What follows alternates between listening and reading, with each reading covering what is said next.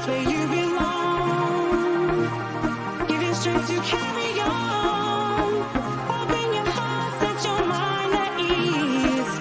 Live your life and you'll be free. We're gonna rise, rise, rise. Keep on rising, rise, rise, rise. Keep on rising,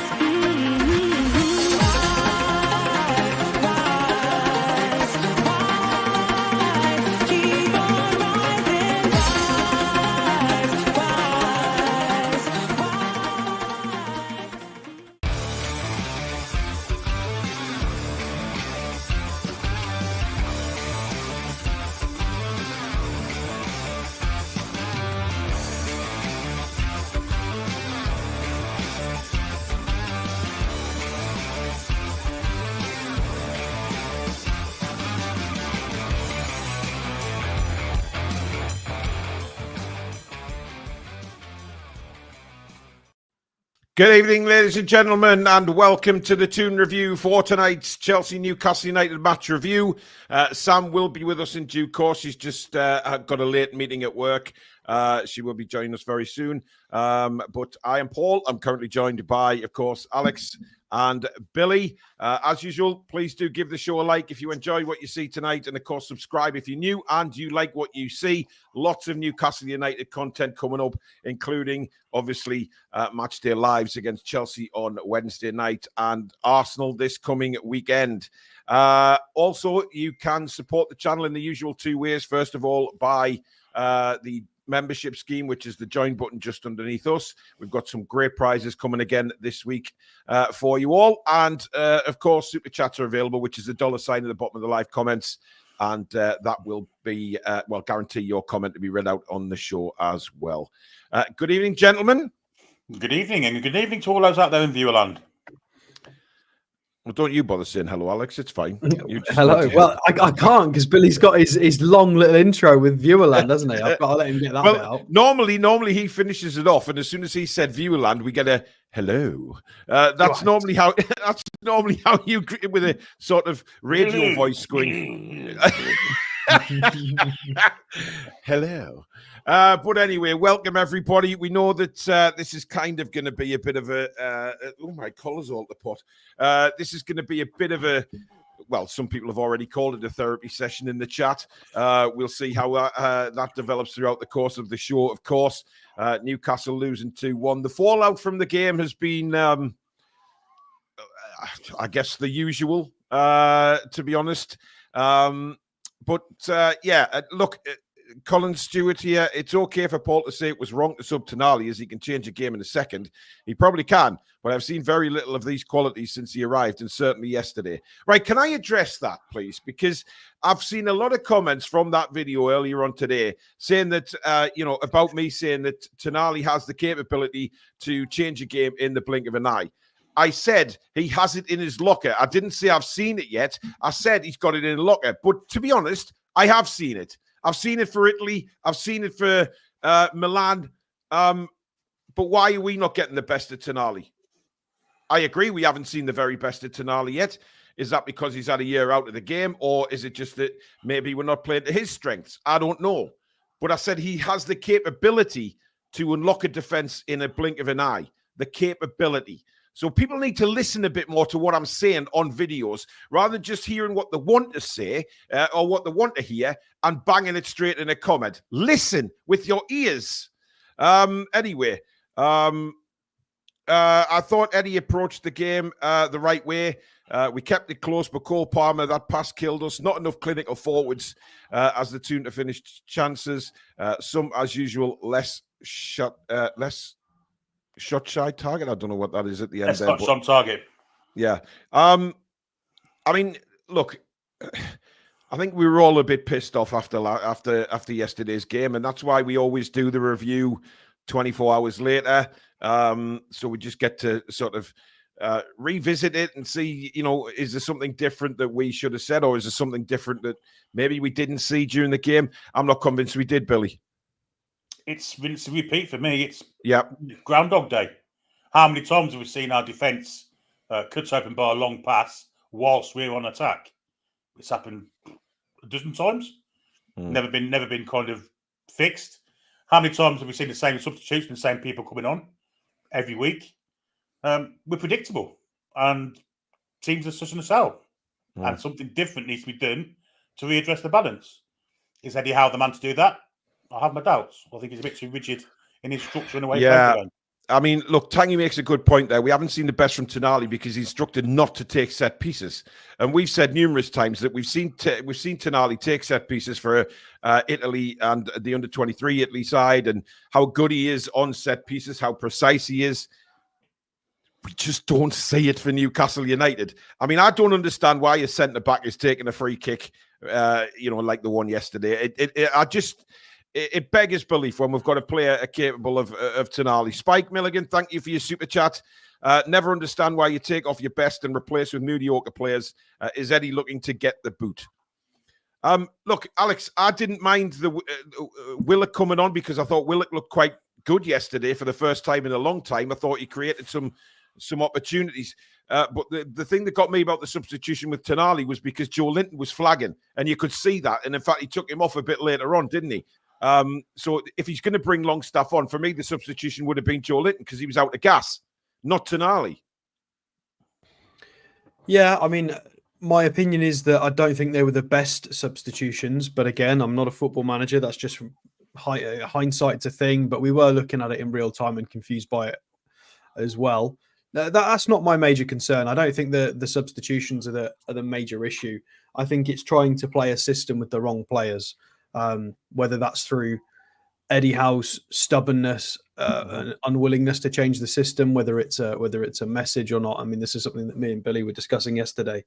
Obviously, he wants to transition into a dominant style to be a big team, but we're still trying to use players like Byrne, who is aging and isn't the greatest technical player with the ball, and Fabian, despite having a bit of a wand, is aging and is slow and can be positionally lackadaisical sometimes. And then you've got two youngsters as fullbacks who are learning. And a lot of players that we've recruited, well, I say recruited, some of them were here before Eddie Howe, that's not on him. But, your Joe Lintons and stuff. We've got people, I think the best way of describing it, I was thinking about this today, is maybe marauders. We've got people who can maraud around the pitch. But I think we're at that point in our journey where we need people who can, we need more Lewis Halls and Brunos than sort of Joe Lintons. As important as that role can be, we've got a lot of players who are very good off the ball and good at throwing their weight around. But we're trying to play a way in which we don't necessarily have the right personnel for it. Yeah. And that's not all on Eddie Howe. We didn't get the recruitment right in the summer. But Eddie Howe is now just... And I don't know. This is what we need to try and figure out. Well, we don't have to figure anything out, but it's curious. Why is Eddie Howe doing this now? Is it just a sod you all, this is what we discussed and we planned and we agreed and we were going to move to this system and I am not going to change it? Or is this just... Because I don't think it's naivety, because obviously he's an extremely clever man. Is it stubbornness? Is it on purpose? Are we just going to try and get this through to January and recruit the right players that are going to help? I think he is stubborn. I said that in the video today. I think he's stubborn. He might just be a one-trick pony. I think he's very stubborn and he believes in what he's doing, which isn't necessarily a bad thing. But you have to have that sort of side to you where you're willing to maybe try and tinker with things and change things a little bit to get the best. I mean, I think from what I'm seeing, there is a lot of people across that fence now. With the manager, and a lot of people saying that he's got till the international break now. If we lose to Chelsea, Arsenal, and Forest, he could be gone. I did state in the video today that I'm still behind Eddie Howe. I want him to turn this around, but at the same time, he's got this. His in-game management has to be better. If we want to be an elite club, and he wants to be an elite manager, he has to be cutthroat at times, and he has to be ruthless. And people laughed a bit with what me and Alex said yesterday about hauling Isak off, saying we've got nobody else. I'm sorry, but we've got Asula there, right? Whether Asula could do the same job or not doesn't matter. But you make a statement saying you are not prepared to accept that kind of disgraceful antics on a pitch when we're 2-1 down. If we're 4-0 up, no problem at all. Try a bit of fancy jinking around and taking defenders on. But we're 2-1 down with a chance of getting an equaliser. He squares that to Joe Linton. It's an open goal, tap in 2-2. The game could have been very, very different in the latter stages, because that would have got our tails up again and we could have gone at Chelsea, because their back line was to get at. But I'm still disgusted by what I saw by him yesterday. Couple of super chats, but first of all, Martin Suter says it's been happening since last season, but also Martin has become a dad. There you go. A new recruit to the Toon army, and of course, hopefully a future watcher when he's a bit older, watching the Toon review, of course. But Martin, congratulations again, mate. Absolute cracker, and hope everybody's fit and healthy. Couple of super chats. Nick Thornton says replacing Hall with Byrne is the final straw for me. I mean, that I have no idea why he brought Lloyd Kelly on for Lewis Hall and then he puts Dan Byrne left back. It's mind-boggling. Keith Truscott. Sorry, Alice, I'll just finish these off, mate. Keith Truscott, thank you for yours. Has there been any comment on what the feck Isak was thinking? And as far as for Tonali, the lad is pure class. Anyone who thinks different need to give your head a wobble. Longstaff for Tonali, give me a break. Case Ball, thank you for yours. House FIFA 19 4-4-3 setup is so easy to play through. 3-5-2 with Kelly in the back would have been so much better. Shocking. Sticking by Howe is delusional. Well, I must be delusional. I am sticking by him at the minute, but I think a lot of people are on the fence. Sorry, Alex, what are you going to say, bud? I personally, and obviously you guys have mentioned this a lot on Paul, you had your video today. I'm not as bothered about the subs as you guys. I appreciate it's that we don't agree with a lot of them, and I don't agree with a lot of them, but that is like 5% of it for me, even less than that. I feel like over the last 3 games, we've accumulated nearly 6 XG. We should have scored 6 goals in the last 3 games. We've scored 1. We've created so many opportunities, had so many shots. We've controlled the game. We've looked good in a lot of parts of those last 3 games. And there's a lot right with what we're doing, but we're trying to play this way, which you can see a lot of it works, but it's the personnel. And fine, we're creating all of these opportunities, but we're losing games because we're leaky at the back. We haven't necessarily got the technical quality to always finish it off at the moment, even though we're creating the right chances.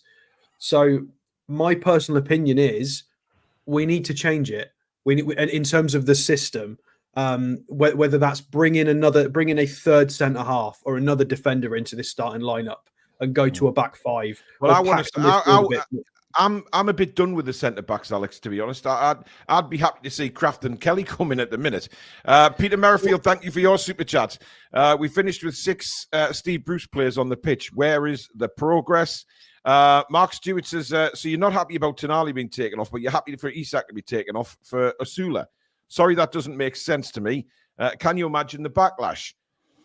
I'm talking about what Isak did to deserve to be hauled off.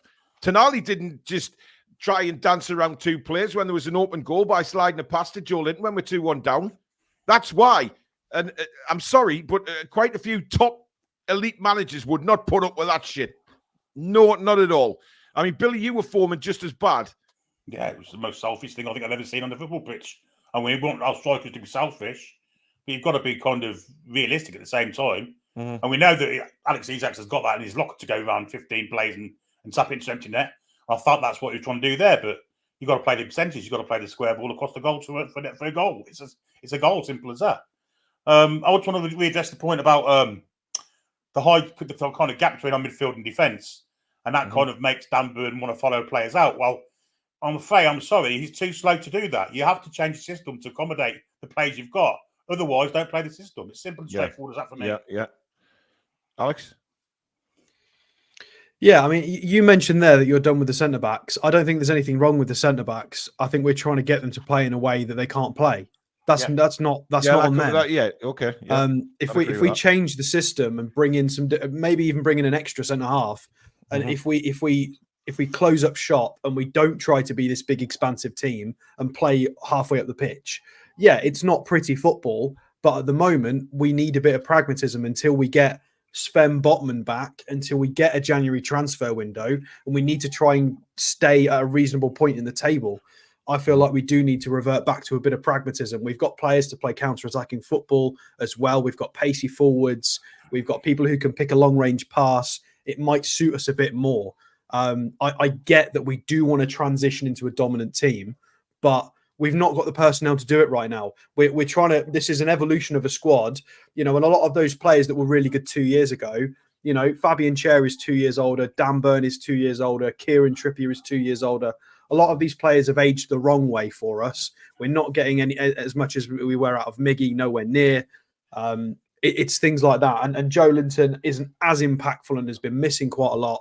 So, yeah, we need to change it. We do. But that's the manager's job, isn't it? I mean, to play to the strengths of his players, and he's not.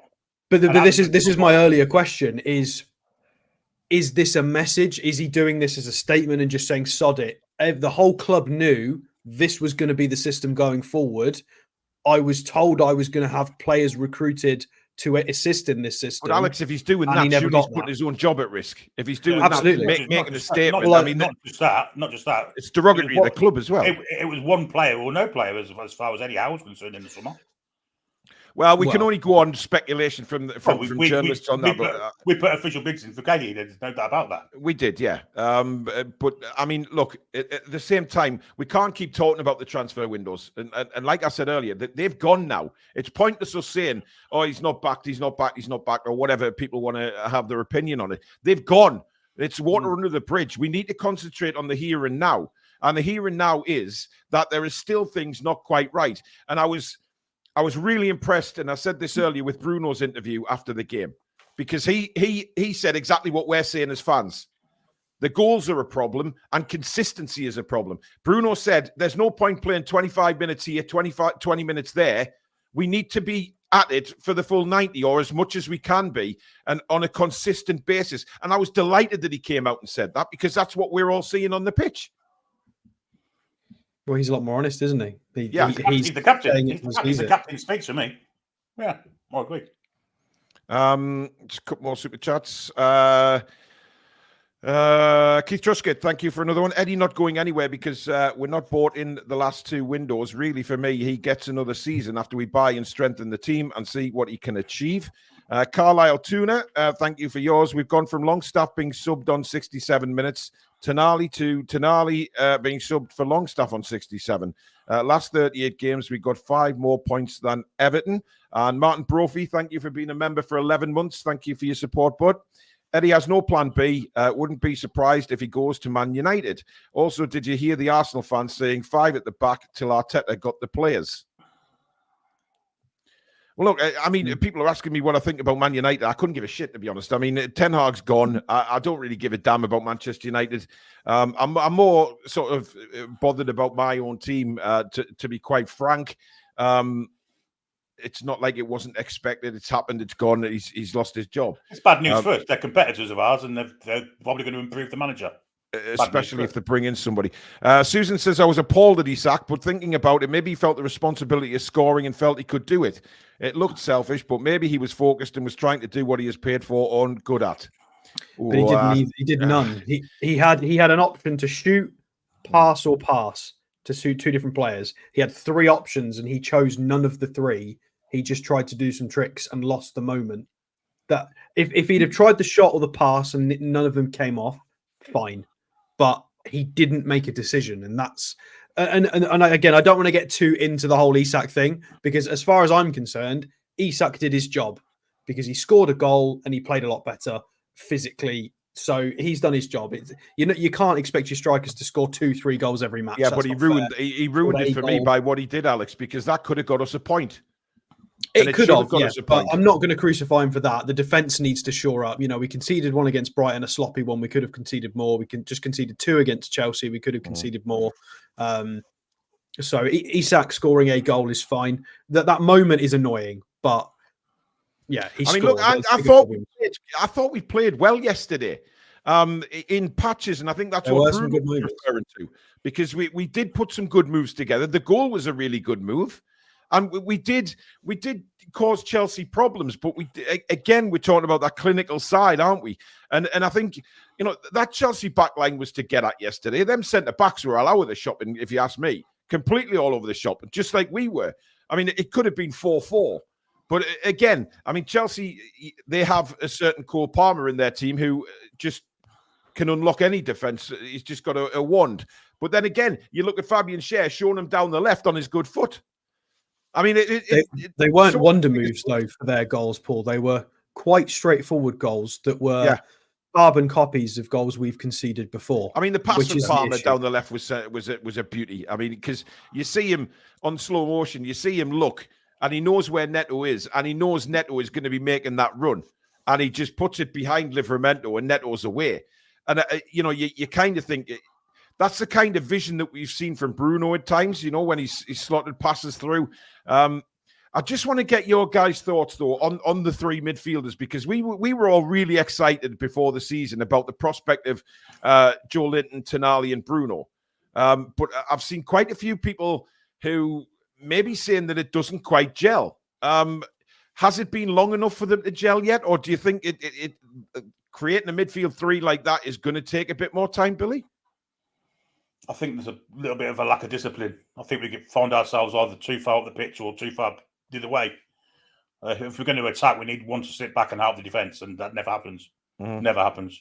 And we see Bruno sometimes being the most advanced in the press. Well, that can't happen if you want to be solid at the back. Someone's got to cover for him. Who does? So I think that from a ball-playing situation, yes, I think they are gelling. I think the past two games, I think the midfield's been the best part of our team. But I think they need a bit of communication, a bit of discipline. It's something that's not just this year; it happened last year as well. We're getting caught too far up the pitch. It's actually, we're more vulnerable when we're attacking than when the other team are. It's ridiculous, really, because we don't have anyone that will sit. That's down to Eddie Howe as well, to be honest, because he thinks we have 3 6s. Claire says, if I see one more person say Longstaff starting is the answer because he started the fluky games, we shouldn't have won. I don't understand that. I cannot get my head around it. People say, no, we look more balanced with this. Just no. He's very much, for me, a squad player, if not worse, right? And I think 1 minute people are saying, we need to get rid of the players that have been there a while and we need to start it. And then people are calling for Longstaff to be back in the side. It's ludicrous. Kush de la Kush says, what was with the high line yesterday with 2 33-year-olds and a rapid centre forward for that slime he once sacked? It's a fair question. Then you got, on top of that, you got really poor decision making. Fabian Schär for the first goal. What's he doing?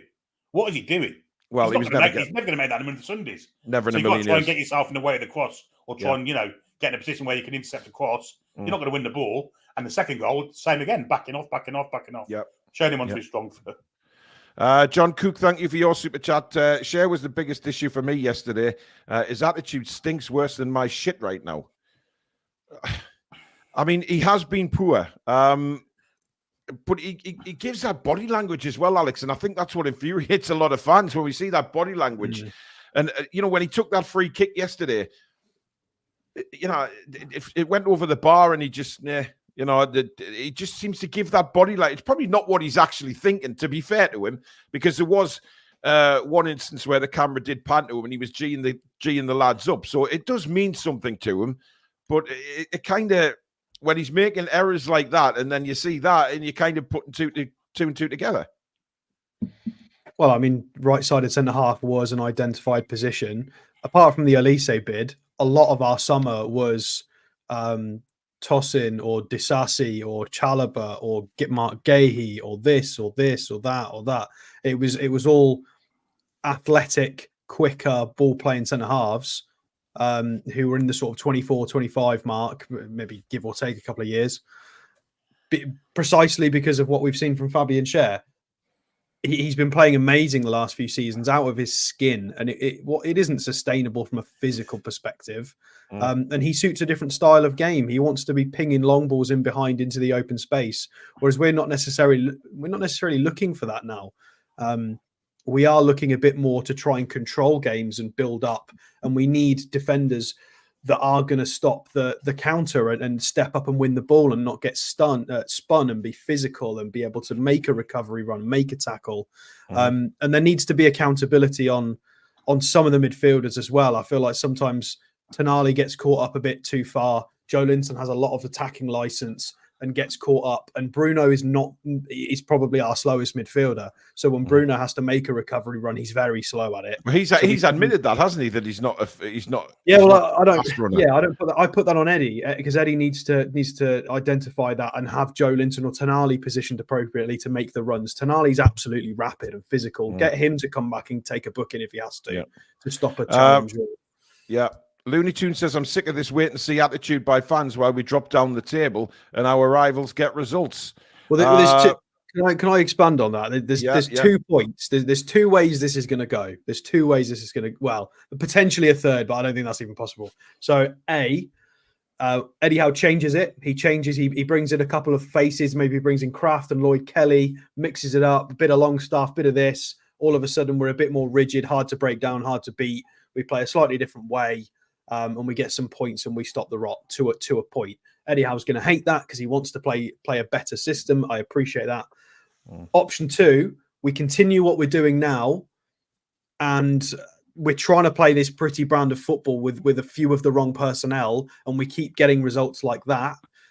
How long does Eddie Howe stay in a job for if this continues? Because if we keep doing this, it's all well and good on the training pitch saying, come on, Dan, mate, you can't get spun there. Come on, Fabs, you can't get spun there. Doesn't mean it's going to fix it, does it? If we're not gonna change it, this is going to keep happening. And we've identified this as happening 3, 4, 5, 6 weeks ago. And Longer. There's not really but we thought things were going to be a bit different. Boxing Day last year happened. Yeah, but we thought maybe things would have changed. It's not really changed. It's very obvious how we're getting hurt. And because we don't have the personnel to solve it, he needs to tweak something else. And the something else is not being tweaked. So ultimately, it's either a system change, which we know is not going to happen, or we persist with this. And in my opinion, if we persist with this, I think we're going to lose Eddie. In my opinion, I think this is the beginning of the end, because I don't see how we get out of this. Best case scenario, we kind of get enough results to stay in the top 10. Maybe we knock Chelsea out the Carabao Cup, and it's dandy enough just to get him to January. And then we get 2 or 3 through the door and we start playing a better brand of football because we've got the right personnel. That is best case, absolute best case scenario for me. And I struggle to see how that's going to happen. I've seen a lot of people saying the same, Alex. That, they're people putting comments saying, I think we'll beat Chelsea and we'll beat Arsenal and we'll beat Forest. Where are these people getting the confidence from? Well, we're putting up the chances and the numbers, but we're not. It's not going in the back of the net. We're in a funk right now. I hope Eddie can get us out of this funk. But when you look at the fixtures ahead and you're thinking, Forest are flying right now, and we've got to go to the City Ground. Yes, we beat them in the Carabao, but they're a very different animal right now, with a certain Elliot Anderson just stepped it up a level, looking absolutely amazing. So that's not going to be an easy game at the City Ground. Arsenal at home, I mean, come on. I mean, what would they do to our centre-backs? I mean, it's frightening. And then you've got Chelsea on Wednesday. I mean, look, Chelsea will probably change the whole team. They've got the capability to do that. But we need to use this game as a kick up the arse and get into gear and start trying to score, but score goals and keep the consistency going. Because if we don't, I think you're right, Alex. I think it could be the beginning of the end. And it's got that feeling about it right now. Let's have a look at some super chats here. Goat Litton, I think you're right. Goat Litton, thank you for your super chat. Billy, are you Eddie in or out? I don't know if you said it before or not. I'm just curious. I think there's an inevitability about he's not going to be with us much longer. Do I want him to go? I'm on the fence. Not on the fence. But I think there's an inevitability that he'll be gone by the end of November. I don't. I can see what he's building, and there's a lot of positives there. But I'm furious with recruitment personally and board level decisions. But Alex, because if you get 2 or 3 in, I agree with you, Alex. But at the same time, we all have watched and seen football long enough in our lives that we know that it doesn't matter about recruitment. It doesn't matter about the players. No, let me finish. It doesn't matter when you're talking in the context of the manager, because even if when the players down tools and things like that, or the players aren't performing, it's always the manager that gets the bullet. It's never the people 100%. behind the scenes. It's never the players. It's always. This is why I said it'll be gone by manager. Ultimately, if they need to change something, it will be the manager first. And it's. I do feel like that's a little bit unfair on Eddie, because if he got what he wanted in the summer, I think we're on 5, 6, 7 more points right now. Yeah, but we all know it falls at the manager's door. Nobody behind the scenes who was responsible for that recruitment is going to be fired. It's always the manager. It would appear, and again, I don't know why this is happening, but it would appear he's not willing to go back to a defensive sort of system and in a style regression, it would appear. And that is, unfortunately, I mean, is it the coward's way out? Yeah, maybe it is. I would. I'm not a football manager, but I would. I wouldn't. To be clever enough to get this to click, I don't know. You've got to be an absolute footballing genius to try and get us playing this style of football, which has a lot of positives in it. And you can see we're a fantastic team when we get these moves going. But to suddenly mitigate the problems with the centre halves and the space and the counter attacks, teams cutting through us with 2-3 passes, to also solve that without personnel, he's got to be an absolute genius to do it, and I just can't see it. I can't. I do blame a lot of it down to recruitment. I'm not just talking this year. I'm talking beginning of last season. Well, yeah, the recruitment hasn't been good for selling Magpie for 23 and then buying Harvey Barnes for 40 makes no sense any day of the week. It was a position we didn't need to strengthen. We needed to strengthen the other side of the pitch. We didn't do it. So the recruitment hasn't been good for 2 years. The only good recruitment we did was January when Eddie first came, and the summer after that, really, and then the Anthony Gordon signing. That's it. The rest since then, it's been pretty poor. Yeah. DK35, thank you for your super chat. Burn was following Ferguson around all day against Brighton, and we concede again and again with Jackson out of position for a goal. Well, I don't know where Dan Burn was for the goal. I don't know why he was so far up the pitch, to be honest. I guess it was because Newcastle were... Did we have a set piece or something? And then it was on the attack, but he followed Jackson. He followed Jackson and basically couldn't keep up with him when he spun and went past. Well, I mean, it did just. But to be fair to Dan Burn, a lot of people struggle against the pace of Nicholas Jackson. I mean, he's rapid, but I mean, look, set pieces, guys. I mean, that stat that Sky brought up yesterday: 50 corners, no goals. 50 corners. I mean. Well, I mean, that was, to be fair, I was raising that a week before that had come up from Sky. It was before the Chelsea game. It was 74 corners in all competitions. So in the 2 cup games as well. So it was 0 goals from 74 corners in all competitions, plus however many there were in the Chelsea game. So presumably we're up to about 80-ish in all comps without a goal. And that's corners. That's not set pieces included. That's just corners, which is shocking. Colorado Magpie makes a good point. You're set up for the personnel you currently have, not based on how you'd like to play. Nick Thornton, thank you for your super chat. Yeah. Eddie is mirroring what he did at Bournemouth, says Nick. DK35's got another super chat when I eventually find it. God, the chat's flying through. So many people in tonight want to have the say. DK35 says, Kelly is extremely quick. Play him. Well, he's got to have more pace than but he won't. This is the thing. He won't in the Premier League. He seemed to be fixated on these 2 are my Premier League centre-backs and I will not change it. Yeah. Well, we saw it last year, didn't we? With Dan Burn at left-back. And again yesterday. Peter Garthwaite, thank you for a super chat. I am sick of people blaming the board. They can obviously see there is no point in giving Eddie money as he will still pick the same players. Well, I don't think he should be responsible for recruitment anyway. I think there should be an identity and a style and a general understanding, and then they should go and offer players. The recruitment team need to go. So Eddie Howe needs to say, right, based on this style, I would really like another centre half that can do X, Y, and Z. and then it's Paul Mitchell's job in the recruitment team to go and provide him options. It shouldn't be down to Eddie exclusively. Yeah, but he should have a say, shouldn't he? He should have a say. Well, yeah, of course, he'll get the final say from the pool of players offered.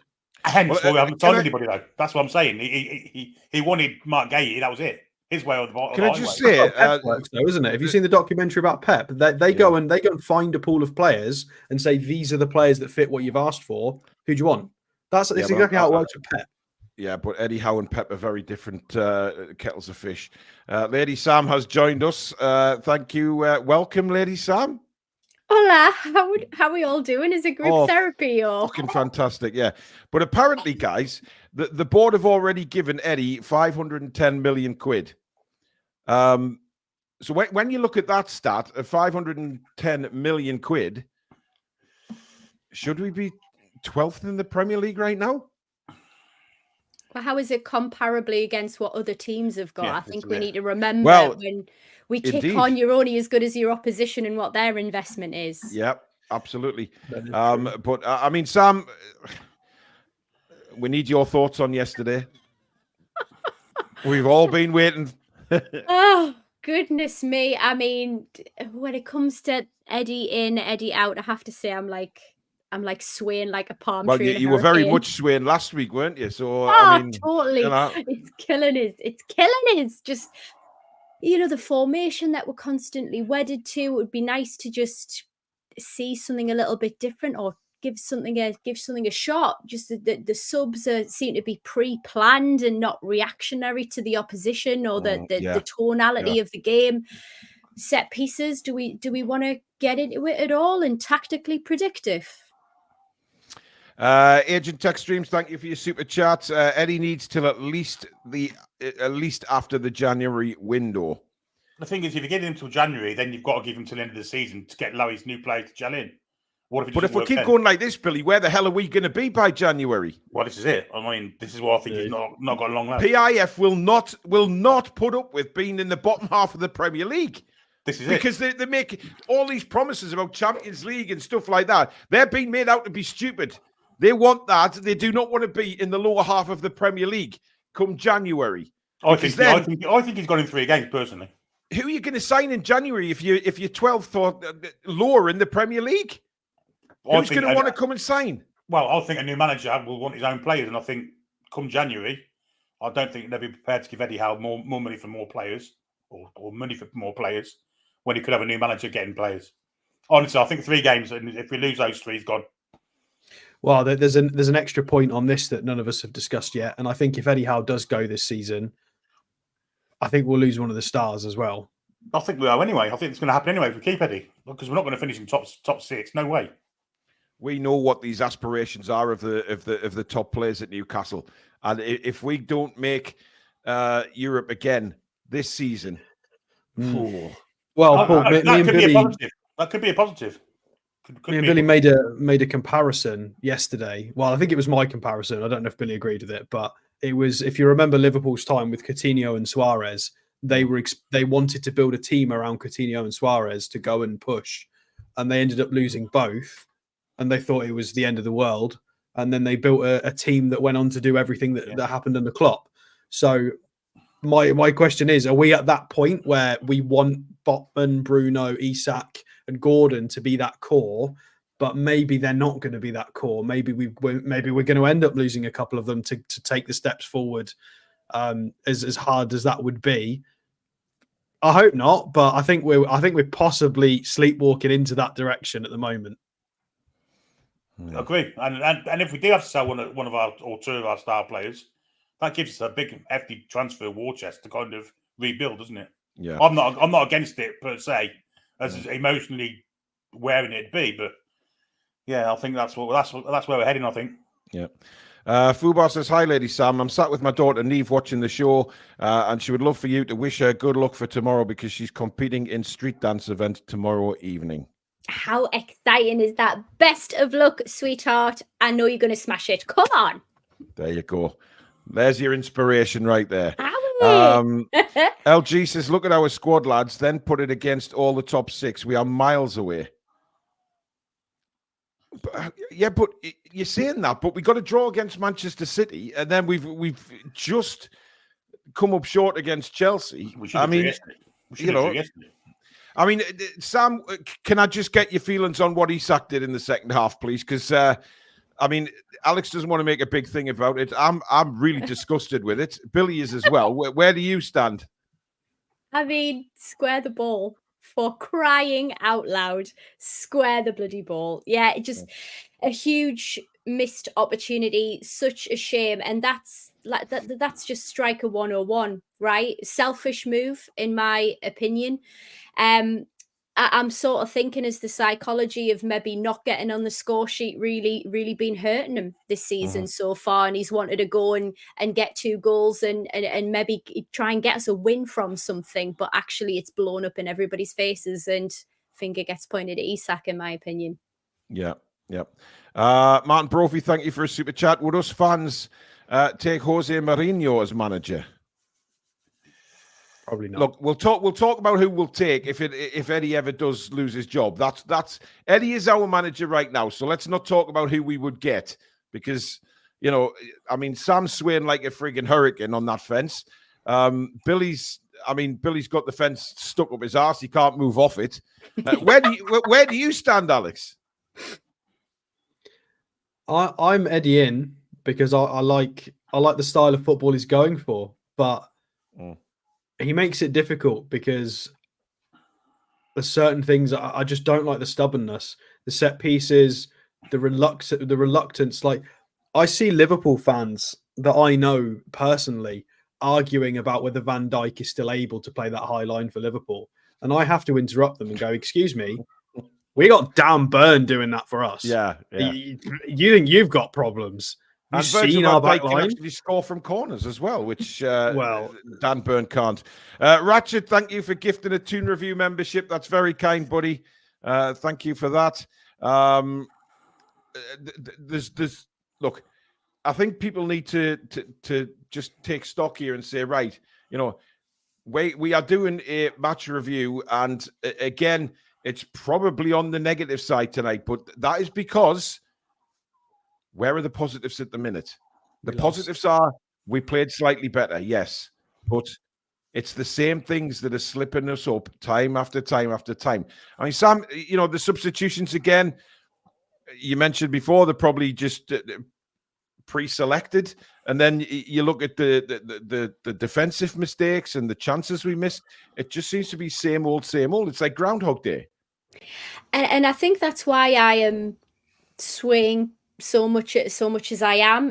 I think that what I'm probably trying to get to is, why are we not learning from these mistakes? Why are we not being more proactive in terms of, I feel like we are doing our homework, but it's fallen to shit actually on the pitch. What is that about? And it's frustrating knowing our quality and seeing just encouraging moments within games, but being sloppy in the silly mistakes that are coming off it. And I feel like the lads are playing like the browbeaten, quite frankly, with below par performances. But what I can't stand for and what I can't forgive is player attitude.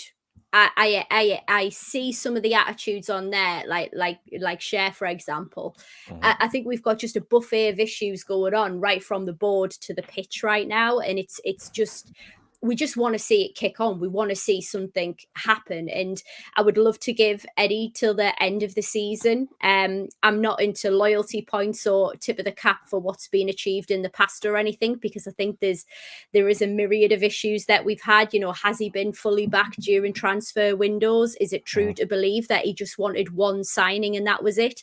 I think there's a lot going on. But for me, when I'm not seeing those in-game decisions being made and the subs coming on how they are, there's only one person to blame for that.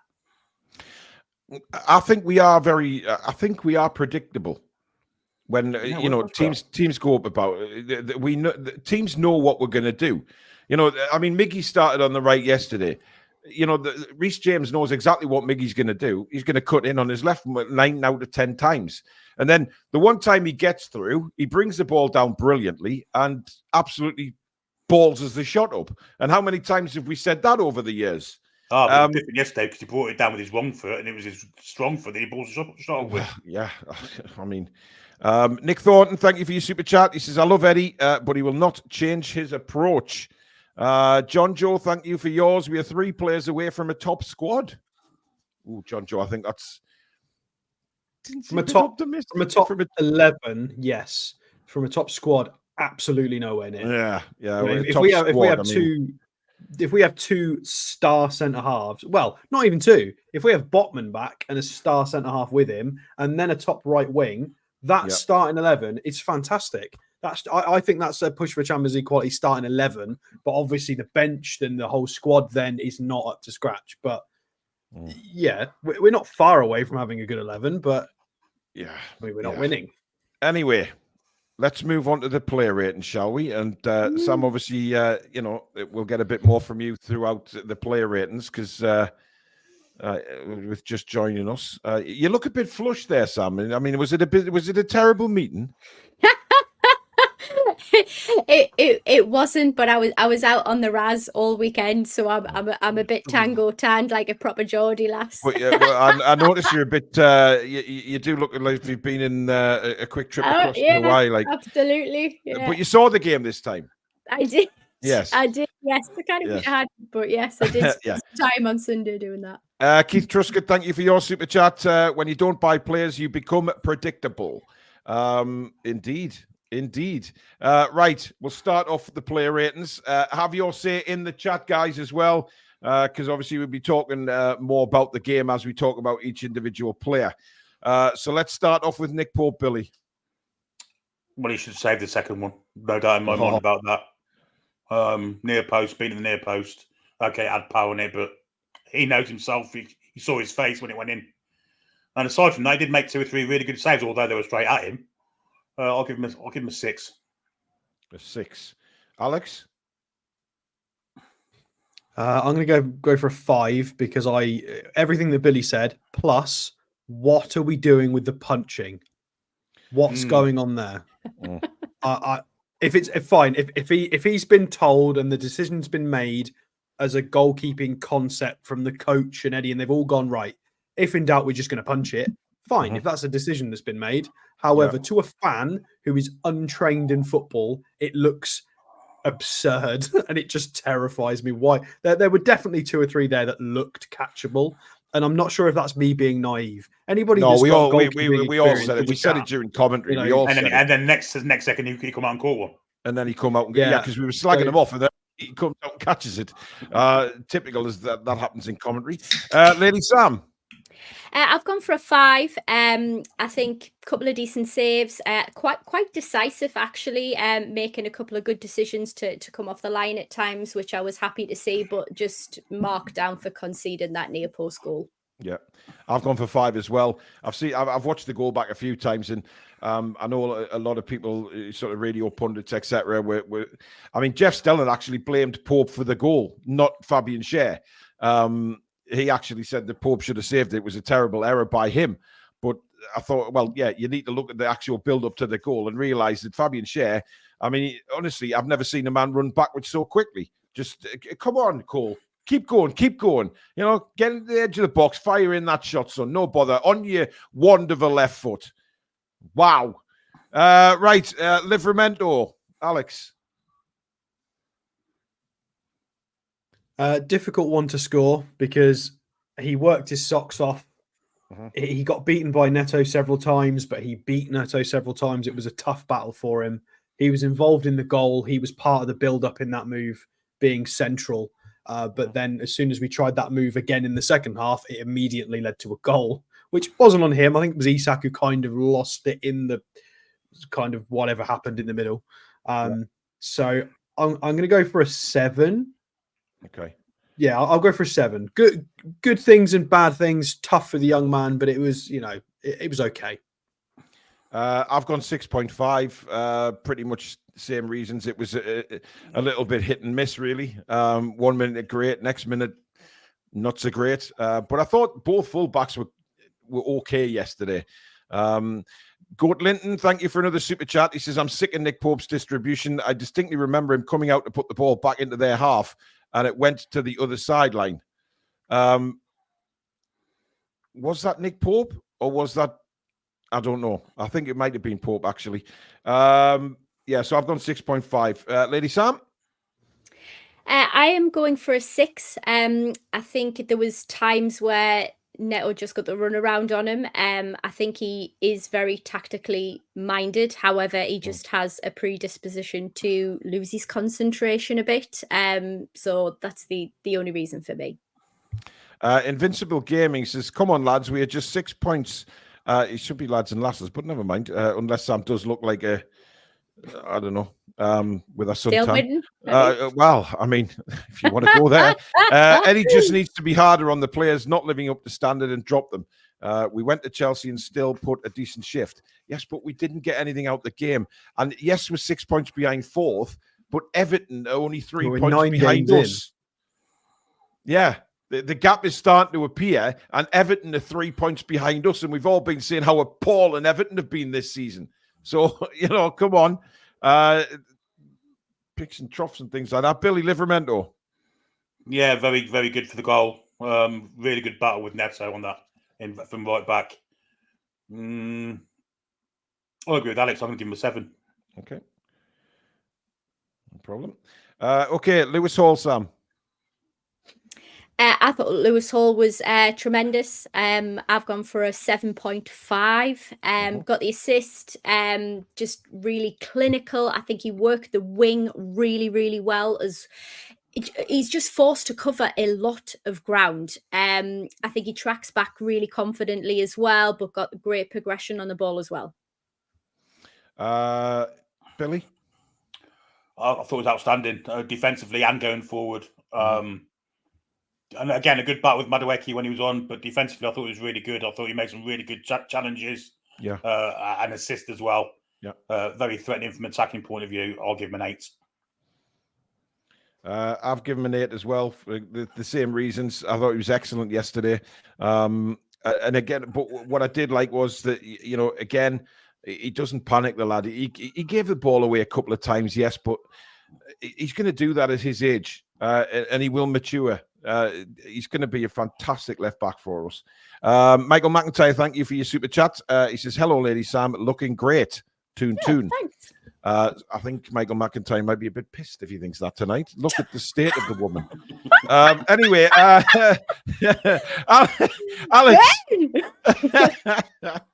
I'm going to go for an 8. I'd like to give him a bit higher, but I was frustrated he wasn't stopping those Madueke crosses. I think if he'd have got that in his locker, I'd have given him a bit more. But yeah, absolutely fantastic. When you put into context, he was a teenager last month and he's now just turned 20. He's the youngest player on that well, in our starting 11. I don't know if he's the youngest out of the Chelsea players, but yeah, he was the most accomplished, I thought, for us. He was fantastic.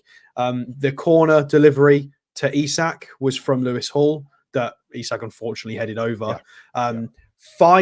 Five crosses attempted, and I mentioned this to Billy yesterday. 5 crosses attempted, 5 completed.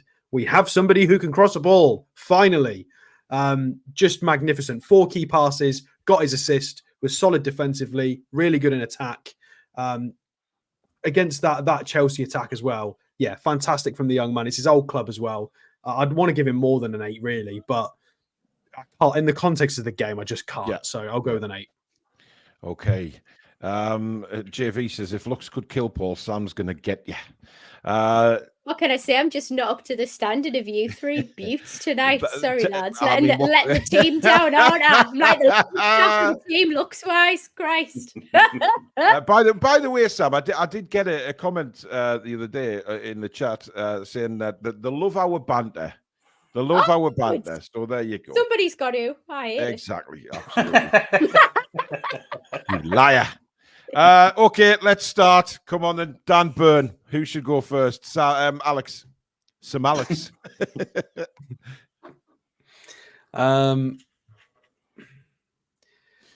Difficult one because, again, it is because he's being asked to play. Let's stick Nick Pope up as a centre forward and then mark him down for being crap. It's basically what we're doing with Dan Byrne. He's playing as a super high line ball playing centre back. I mean, to be fair to him, he played one fantastic straight ball through the middle. But that was the only one. We very rarely get that from Dan Burn. I think he mishit that. I'll try and be nice. He won every single ball in the air. 4 out of 4 aerial duels, 91% passing accuracy. Some of the data's lovely, but I'm going to go with the 4 because it's the back line. It's the stepping up. He stepped up twice in the first 3 minutes. He got spun. I hate twice. when he does that, by the way. I hate it. Yeah, I can't give him any higher. Yeah, I've gone a 4 as well. I just not. And those set pieces that we take when we've got a central free kick, and again, we float the ball to the edge of the opposition box where we expect Dan Burn, who can't head a fanny's rat in the attacking zone. Change it up, please. Stop doing the same boring bullshit time after time after time. Can I just defend Dan Burn? Let's bring Mike Williamson back. Anyway, Brett there is saying he's past that he's a championship player. He's not. He's a Premier League player, but not playing a high line. Put him in a defensive setup, and he's absolutely fine. It's not a problem. We saw the same thing with like Harry Maguire at Man United a few years ago. Oh, let's not go certain there. Players can't do that. You've got to play them to their strengths and in the right system. It's not down to Dan Burn. Yeah. Steve, I have no idea what a fanny's rat is, and I don't want to find out, quite honestly. Billy.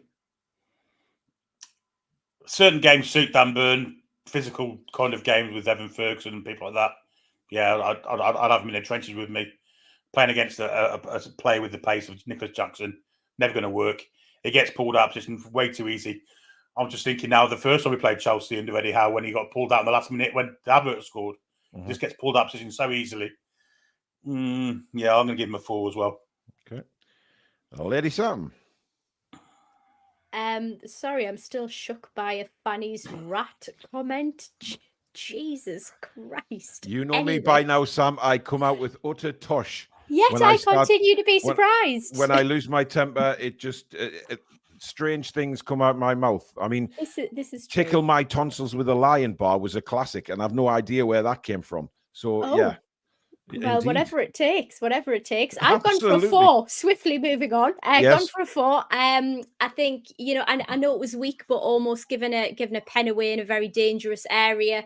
It's just up the midfield on a blooming adventure, and he's always late for his dinner getting back.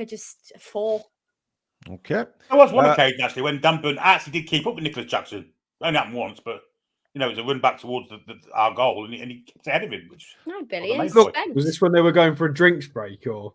I don't know. I remember thinking, I'm amazed at this. The drinks break. I don't Listen, remember that. Dan Burn, when he gets going, he's a bit like a gazelle, right? It takes a lot of time to bring.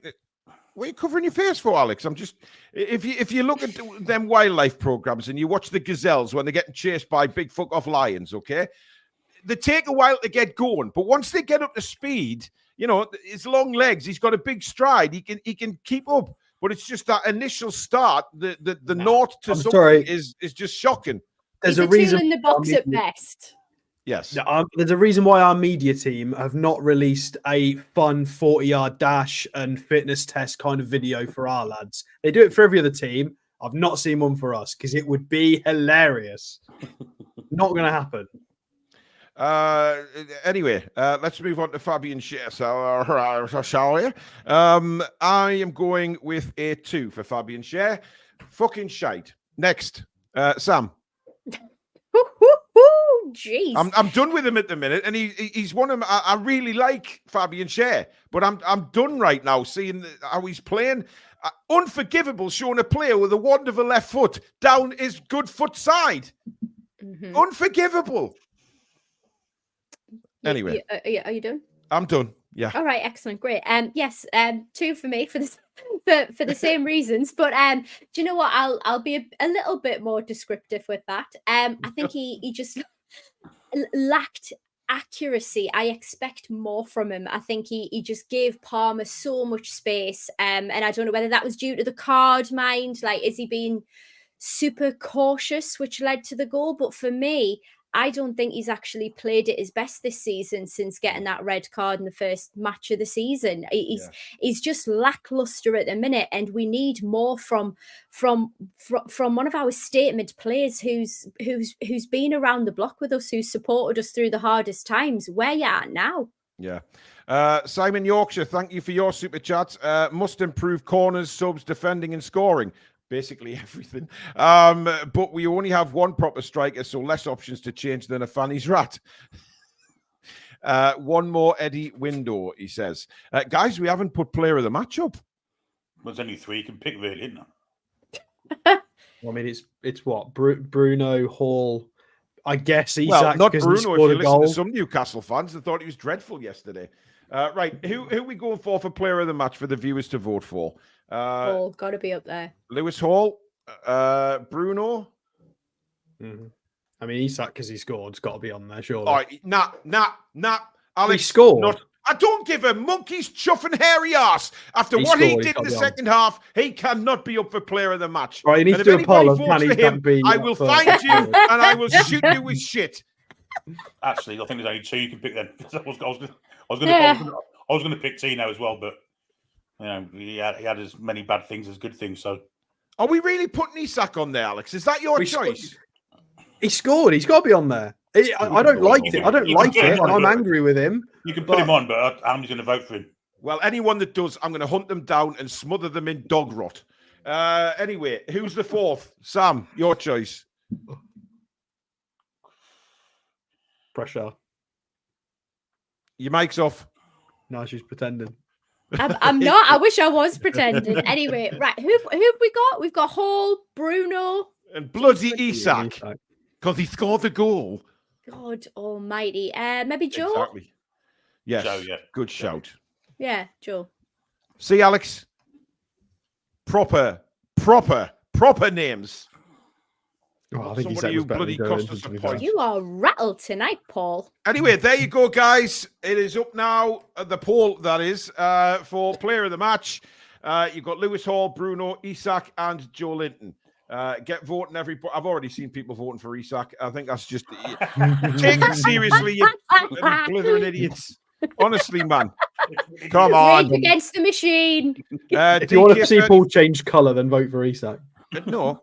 DK35 says, where has Alex Murphy gone? Surely in this crap defence, he could get a centre-back slot. He's another one of these left-footed ones, though, isn't he? We need a right one. We've got Lloyd Kelly available, by the way.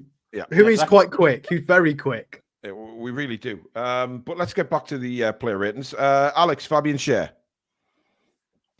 I'll go for the same as Dan Burn. I'll go for the 4. I don't want to go too harsh on them because they're trying to play a game that's past them at this point. But yeah, it's frustrating with the attitude is not doing him any favors. He needs to realize that somebody from inside the club needs to tell him, look, you're going to get absolutely done by the fans if you just keep putting in the bad attitude. He needs some friends around him to point that out. Whether he cares or not, I don't know. But I'd assume he does. He's been here a long time. He seems to love the club. And again, I think I'm quite staggered you've given him a 4. But, you know. Billy. I'm going to give him a point for that long ball that set up the Isak cock up.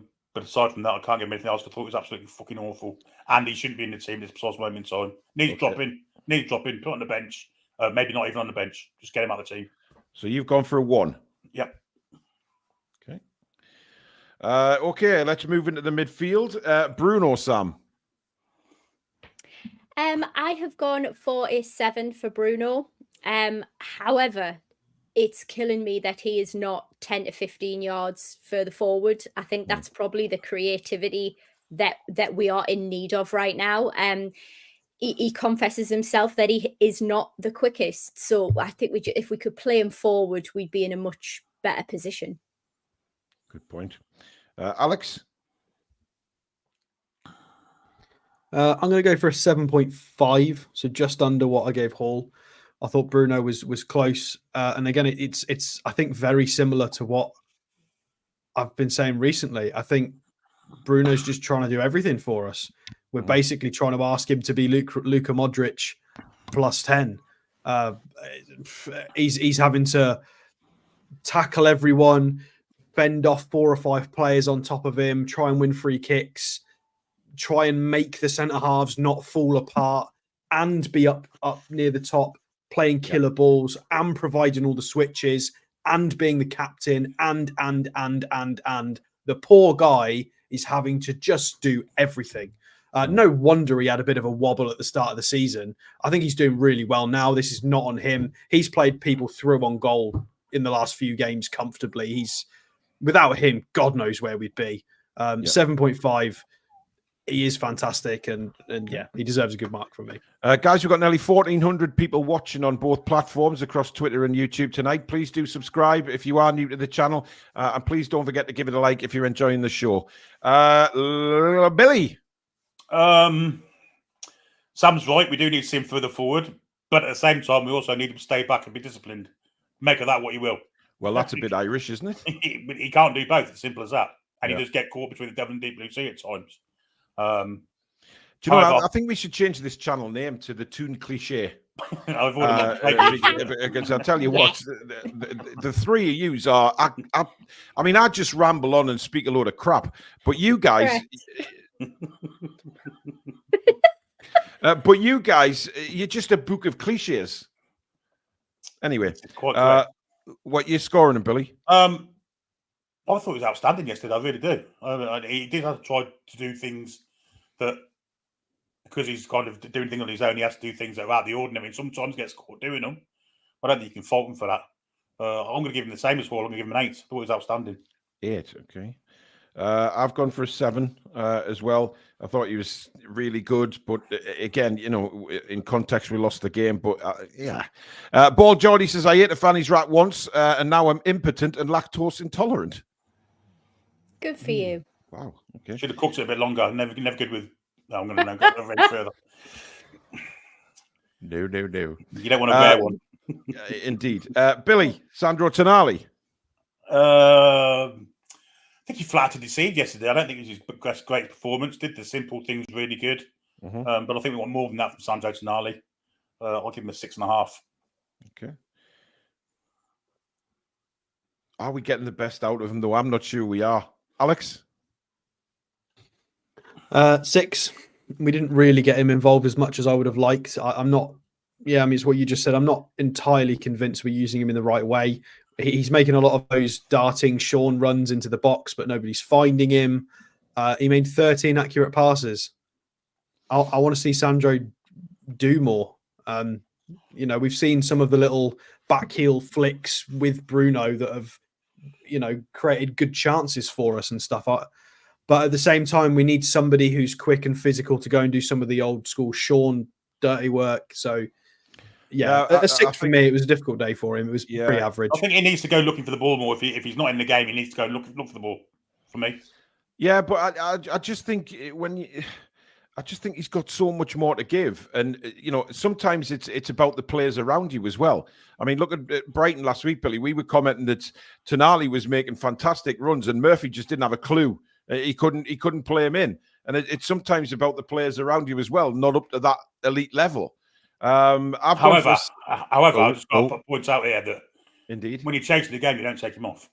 Never. We'll come on to that. Lady Sam. Yeah, I've gone for a 6 as well, much for the same reasons. I think he always finds great positions, but doesn't often get the support. I think he does look around for people, but just pace, it just seems to be killing us in the wrong areas right now. Yeah. Okay, Joe Linton. I've given Joe a 7. I thought he was good yesterday, Joe. He ran his heart out. He was helping Lewis Hall immensely with Madueke, and then he ran out of gas. But Madueke had run out of gas. He didn't seem to have any left when he came out the dressing room for the second half. But I was really pleased with Joe's performance yesterday. Alex? I'm going to go for a 6.5. I think he was marginally better than Tonali. I think there were a decent wide cover, a bit of good tackling and making some moves happen by just being physical. But I do want to see a bit more from him. He did get involved on the left a little bit, but ran out of steam. Yeah, I don't think it was great. I think it was okay. I do want a bit more from him. So 6.5. Sam? I went for 7. I think he found some great space, especially in the first half of the game, chucking his weight around as he does, and the rest of the lads just don't seem to want to throw a tackle in anywhere. So I think he's great for intimidation. Would have been in the perfect spot as well to receive a squared ball from Isak. So that was a shame, but yeah, that's what I'm going for. Billy Bob? Emptied the tank for us, gave a lot of heart, a lot of blood, sweat and tears. That's another cliche for you. And yeah, I agree with Sam. 7. Okay. Okay, Miguel Almiron. Alex. Miggy can have. Fucking bus ticket out of Newcastle. I think he can have. I'll give him the same as what I gave Fabian Schär and Dan Burn. I'll give him a 4. Some reasonable pressing. I did state this yesterday with Billy when we were doing the Patreon that I think the game would have been better with Miggy in it. That's all I see Miggy doing.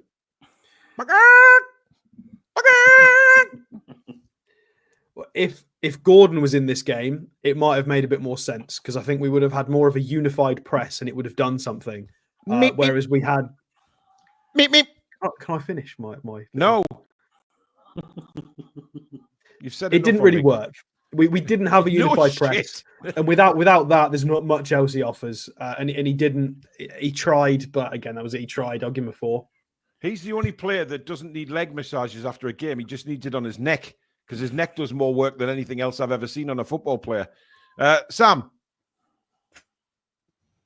Yeah, do you know what? I'm going to go for a 4 as well, and I hate saying it, but.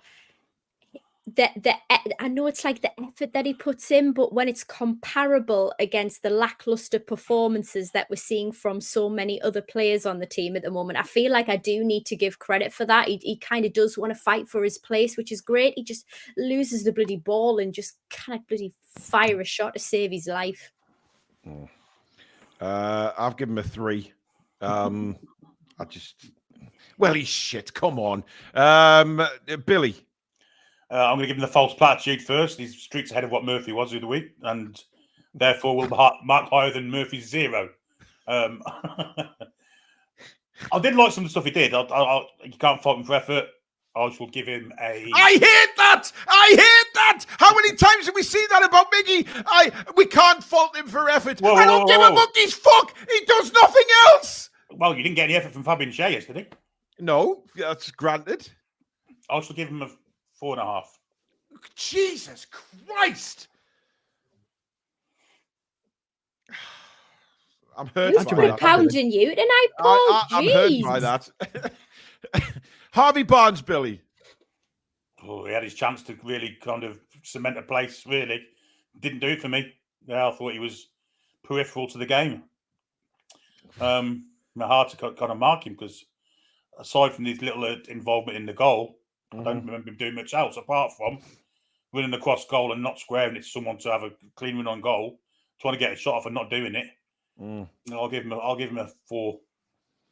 4. Where you at there? Okay. Sam.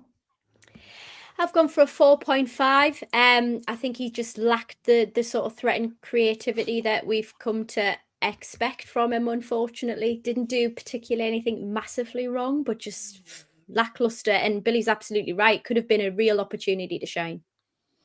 Cool, Alex. Are we Barnes in? Yeah, Barnes. We're Barnes in. We're Barnes in. Well, unfortunately, Barnes didn't do much. Barnes in. I will go with. He was better than Miggy, but this was a game where we needed what we did against Man City in terms of that energy and focus and intensity and drive. It wasn't again. Harvey Barnes suits certain types of games. It wasn't this game. You know, Caicedo covering that side. Gusto was fantastic. Although Gusto kept appearing in our 6-yard box somehow. He was like a second striker. It was weird. Guy was everywhere. But yeah, Barnes. I'll go for a 5 because I gave Miggy a 4. He's got his opportunities here. Everybody keeps talking about all the goals, and I love the goals, but at the moment we need. Well, I guess we need the goals as well. I'm just going to shut up. He gets 5. I've gone with a 4. Very similar reasons, really. Now, this should be an interesting one.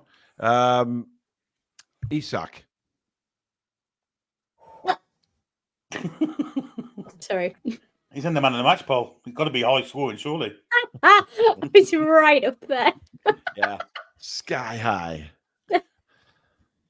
Oh, by the way, I've seen a few comments coming in about what Baz is tweeting out on X. Yeah, obviously, yeah, because me and Billy are best mates. Don't come on, dear me, dear God, honestly. Anyway, Billy, any message? No, not worth it. Not worth time, effort. No, or a simple atom of dog shit, really. Yeah, absolutely. Okay, Isak, who should we start with? Who's gonna? Well, I think obviously we'll give it to Alex, shall we? Because I think Alex is, he's put him in for player of the match. So Alex, I'm expecting quite a substantial score from you for Alexander Isak. All right, so let's start him in the middle at a 5. I'm going to give him a +2 for the goal. Takes him up to a 7. This again. He's going up and down, guys. I'm going to justify it. He gets a 7 for the goal. Yeah. I'm going to give him another half for his improved physicality and anchor play to take him up to a 7.5. I'm going to dock him a point for losing the ball in the middle, which got us a goal conceded. So back down to a 6.5. And then obviously the deer in headlights moment in front of goal. He's going to get docked another full point from me. So to literally straight back down to what, 5.5. So he's managed to gain half a point. Well, he scored a goal, so but he's done a lot wrong as well. After all that, Alex, it's now just a 0.5. He gets a 5.5 from me. Wow. Okay. Because he did so much good, but then he messed it up and did so much wrong with it. So okay. Billy? I actually thought probably his best game of the season. He looked dangerous. He looked hungry. But let's take a few things into account while we're on the same subject. He was at fault for the second goal, giving the ball away weakly in the middle of the park. And then we've got that moment where he's tried to be prime Messi, prime Pele in one and failed miserably. Yeah, the most selfish thing I think I've ever seen in a Newcastle United shirt. And as I said before, you want your strikers to be selfish, but not to that point. Yeah, I'm going to give him a 2 with a goal. To be fair, my thoughts at the time when he did that were to immediately substitute him off, just for the audacity of not even making a decision as a 25-year-old, £70 million striker to be in that position and choose neither a shot or a pass.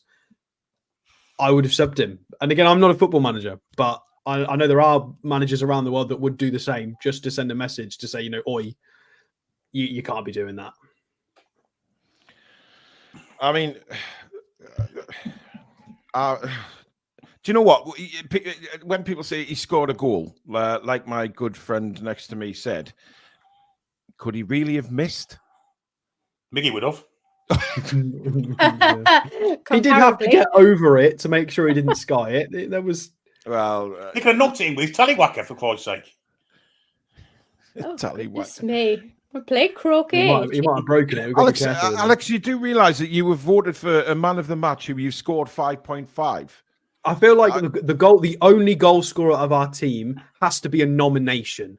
I'm not saying he's going to win it. I don't think he should. He's probably going to end up 4th in there. No, deservedly so. I don't think he will. Well, no. But just because of the goal, he's got to be a nomination, surely. Yeah, no. Abomination. I disagree completely. Abomination. Lady Sam. 3. Just what are you doing, lad? What are you doing? Moment of madness. Yeah. Right. We'll quickly run through the subs because obviously I know we're pressed for time here. So who came on? Willock, Murphy, and Sean, and well, the other two were very late on, weren't they? Yeah. 89th minute. Yeah, we'll not bother with them. Right, Joe Willock, Sam. Do you know what? I thought he was a bit more promising. I don't know how everybody else feels about this, but I would give him a 5.5. I thought he had a little bit more vigor. I thought he was being a bit more Creative. He was giving us something in the press as well. Yeah, I mean, I thought he was much brighter than what we've seen him in recent times. Yeah. I've actually given him a 6. I thought he looked very creative, very difficult to mark and track. So yeah, I've gone for a 6. Alex? I'm gonna go for a 5. In fact, this has actually prompted me. I'm gonna go back and watch the tail end of that game because Billy said the same, or similar to what Sam said to me yesterday, and I didn't see it from Joe Willock. I saw a little bit more energy, but I saw the same stopping at the fullback. I missed it. I don't know. I'm going to go and watch it again because maybe I've missed it. But I'm going to go for a 5. I thought he didn't have a lot of time to make an impact, but it was still a little bit meh. He needs to start. He needs a run of games. He's not going to get that. So we're in a bit of a weird position for him at the moment. But yeah, 5. 5. And Billy Bob? If Anthony Gordon's out for the cup tie, I'd play him on the left-hand side. I'd give him a go on the left wing. I really would. Well, the wing might help. I think he played pretty well when he came on. I agree. I think he was a lot brighter than what he has been, a lot more involved. Wanted the ball. They kept giving him the ball, and he nice little cross to the far post as well. I'll give him a 6.5. Oh, okay. What's that?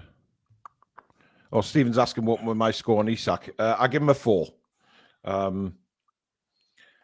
Just. Okay. Jacob Murphy. Billy. 0. Absolutely none. The worst header I think I've ever seen. When all I had to do was nod it across the goal. That was abysmal. And it went into the stand behind the goal. I mean, it's a physical impossibility, as far as I could see, to head it that direction when you're facing this way. Yeah. And he caught it full on his forehead as well. I mean, we say that Dan Burns got a 50 pence piece. So what's he got? A dodecahedron for a head. Shocking. Absolutely shocking. Did nothing. Absolutely nothing. 0. Zilch. Not a sausage. I think you've made your point, Billy, man. Okay, Alex. Yeah, I mean, if we're starting him on a 5, oh god, I'm doing it. He gets negatives for giving the ball away, the header, the lack of crossing, the lack of anything. I mean, it takes him down to a 1 or a 2. I'll be nice. I'll give him a 2. But it was pretty poor. Someone said, "Who the fuck ties Murphy's laces?" Jeremy Beadle.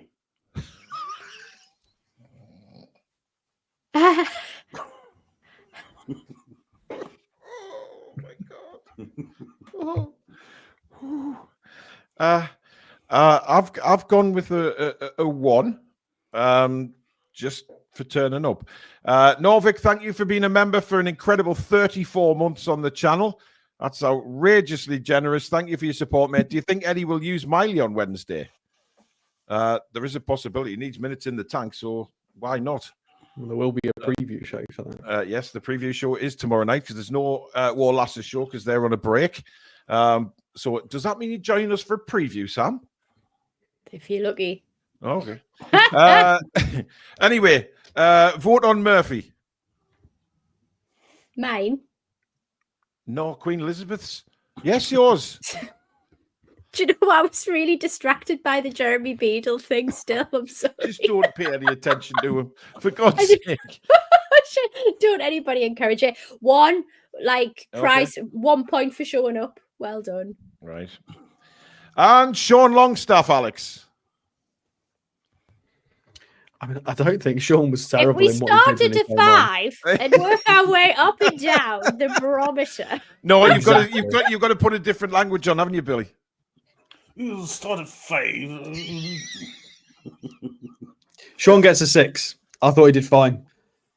He lost the ball once, but won it back, fixed his own mistake, and he actually made a number of tackles, kept the ball when we needed it, and tried to give us a little bit of attacking impetus, but he's not got the quality to help with the attack too much. But a 6, I thought he was okay. Okay. That's very generous, Alex. Billy Bob? If we start at 5, you can stay there. 5 for me. You didn't really do anything. But defensively, he was okay. Yeah. Okay. 5 for me as well. Sam? Yeah, middle for diddle. You can have a 5. Very kind. Right, Eddie Howe. Alex. I'm going to give Eddie a...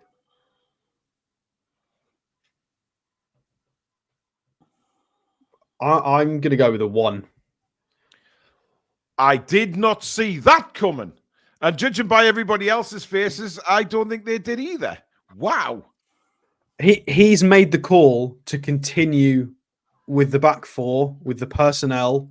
And he's, as far as I'm concerned, he's making his own bed. And I think he's going to lose his job because of it. I think if we continue down this path, I think he's gone. Yeah. And I don't want him to go because I like what we're trying to build. But he can't do it with these players.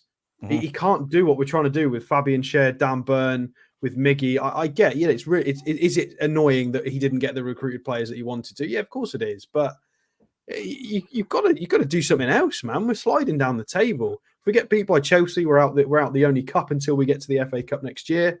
Yeah, you know, he's had the ability to change this. Again, nobody's picked him up on set pieces. Nobody's picked him up on corners. Nobody's picked him up. You've got Lloyd Kelly on the bench there, who is a fast centre-half that can suddenly play, who can play and help mitigate this issue on the... I don't understand. He's picked his lane, and I'm going to mark it accordingly. As a fan, I'm going to go with a 1 because it's brave. And we look good on the attack sometimes. We're creating loads, but we're just losing. We're losing a lot of games. Yeah, absolutely. A 1. I've gone a 3. I haven't gone as harsh as you, Alex, but I agree with everything you've said. I did not expect you scoring him a 1. I thought you'd probably go around a 3 like me, but hell, that is a shock. Sam? I've gone for a 2. Okay. Set pieces are absolutely shocking. We are painfully predictive. It's just not. It's not what we should be doing, and I believe we're losing the dressing room as well. Okay, Billy. I think he needs help. I do. I think he needs help. I think they need to get rid of Tyndall, chuck him off a motorway service station or whatever. Just get rid of him. Doesn't need to be in the club anymore. His contributions are absolutely detrimental to the team. Set pieces, apparently he's involved with the defence. Yeah, that's the 2 biggest weaknesses in the side for me. So I think you need to get rid of Jason Tyndall, give him someone with a bit more intelligence, a bit more football nous to help him out when things are going wrong. And at the moment things are going wrong, and Eddie Howe's getting no support from as far as I can see, from his backroom staff. The team picked itself, so you can't really blame him for that. The in-game management was shocking. I'll give him a 2. 2.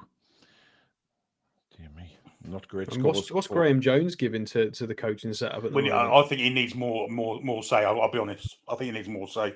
Yeah, he doesn't seem to get much say though, does he? You know, when you see him like on the bench, he's not as involved as what Tyndall is. When obviously I know he's Eddie's number 2, but you know Graham Jones isn't a bad coach, and you know he's been at England and everything, so he's not a bad coach. So for me, I kind of agree. I think he needs more say. Let's not forget when Eddie Howe left Bournemouth and Jason Tyndall took over, he made a complete shitstorm of that as well. Yeah, he did. Well, there you go. That is the review done and dusted. Not great scores, but then again, it's a little bit of a funk state we're in now. But thank you very much, everybody, for watching. Thank you for your super chats, memberships, etc. Very kind as per usual. Thank you to the mods. Thank you to Billy, Alex, and the part-time sunbed machine sitting in the bottom corner there. We very much appreciate everybody watching tonight. Thank you so much for joining us. And of course, we're back at 7 tomorrow night, where we have the Carabao Cup preview. It's Newcastle Chelsea again. But I have a feeling when we go through the graphics, etc., and we try and put a team together, certainly Chelsea's won't look the same. And maybe ours doesn't look the same a little bit. But we'll see all tomorrow night. But in the meantime, enjoy the rest of your Monday, folks. And we'll see you tomorrow. Take care. Away the lads and lasses. Come back and check out some green.